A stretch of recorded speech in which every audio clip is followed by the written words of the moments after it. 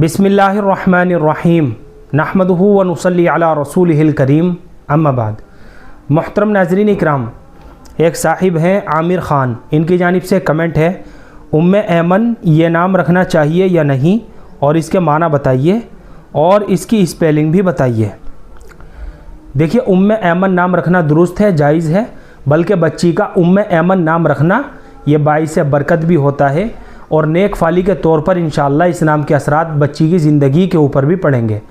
उम्मे ऐमन ये एक सहाबिया की कुन्नियत है और कुन्नियत वाले नाम रखना बच्चियों के जायज़ है।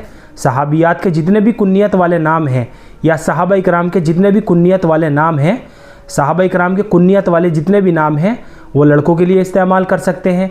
इसी तरीके से सहाबियात के जितने भी कुन्नियत वाले नाम हैं, अस्माए मुबारका हैं, वो लड़कियों के लिए हम इस्तेमाल कर सकते हैं। तो उम्मुन जो लफ्ज़ है ये अरबी ज़ुबान का लफ्ज़ है। अरबी ज़ुबान में उम्मुन माँ को कहते हैं, तो उम्मे ऐमन का मतलब होगा ऐमन की माँ। लेकिन जैसा कि मैंने अभी आपको बताया है कि जहाँ सहाबा सहाबियात और अंबिया इकराम के अस्माए मुबारका आते हैं वहाँ माना की तरफ नज़र करने की भी ज़रूरत नहीं होती है, इनका नाम होना निस्बत और बरकत के लिए काफ़ी होता है। तो उम्मे ऐमन करके बच्ची का नाम रखा जा सकता है और नेक फाली के तौर पर इंशाअल्लाह इस नाम के असरात बच्ची की ज़िंदगी के ऊपर भी पड़ेंगे।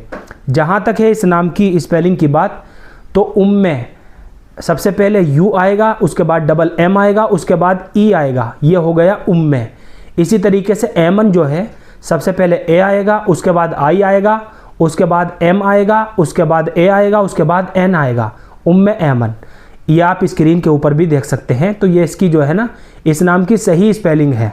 बाहर के बच्ची का उम्मे ऐमन नाम रख सकते हैं बिला डाउट और बिला तरद्दुद। इस नाम को रखने में किसी भी तरह की कोई ख़राबी की बात नहीं है, कोई हरज की बात नहीं है। उम्मीद करता हूँ कि आपको अच्छी तरह समझ में आ गया होगा। अल्लाह हम सबको सुन्नत व शरीयत पर पाबंद फरमाए। फ़क़त वल्लाहु आलम।